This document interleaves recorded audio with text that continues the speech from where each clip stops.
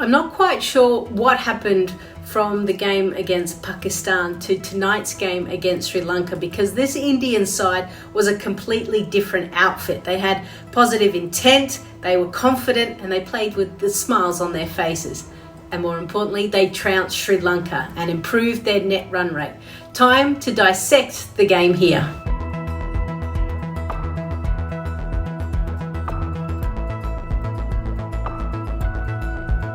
Harmanpreet Kaur finally won the toss, and from the outset the openers looked impressive. But the most important part was they accelerated between 7 to 10 overs at 9.25. Opening partnership was 98 runs, and from there Harmanpreet Kaur was able to post her fastest T20 50 off 27 deliveries. Sri Lanka didn't bowl very well throughout the 20 overs, and India absolutely cashed in. Unfortunately, that kind of momentum went into Sri Lanka's batting as they had a horror start. They lost 3 wickets within the first 3 overs, and Smriti Mandhana, who was taking over Harmanpreet Kaur on the field, used just the 5 bowlers, with none of them going over 5 runs per over. Sri Lanka really never got going from that start, and in the end were bowled out for 90, losing in the end by 82 runs. India can play an aggressive style of cricket, and maybe that's because they were batting first instead of chasing. They had the right intent, they took the right risks, and even when they lost that double wicket and there was 2 new batters in, they still played their shots. Also, we've seen fielding hasn't been the best throughout this tournament, but this was the most complete 20 overs I've seen by a team. They took all of their catches, some half chances they took, which was really great to see. The thing we learn as well, Harmanpreet Kaur isn't fully fit. She was able to be fit enough to come out and bat, and boy did she not disappoint. But she didn't take the field, so I guess they'll still monitor her. And I know we've said this before, but I feel like India have found an absolute star with Sriyanka Patel.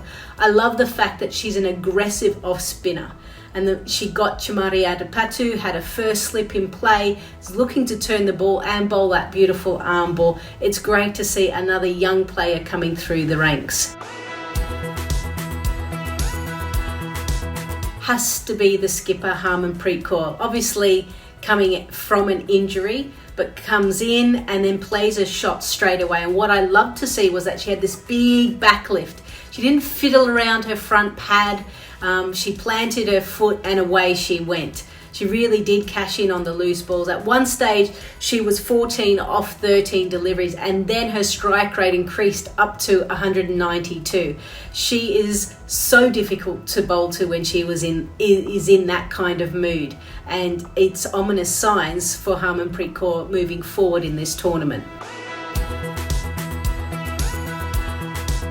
I actually want to probably give it to the majority of the batters because they came in and went straight away. But Shefali Verma, a lot of pressure on the young kid.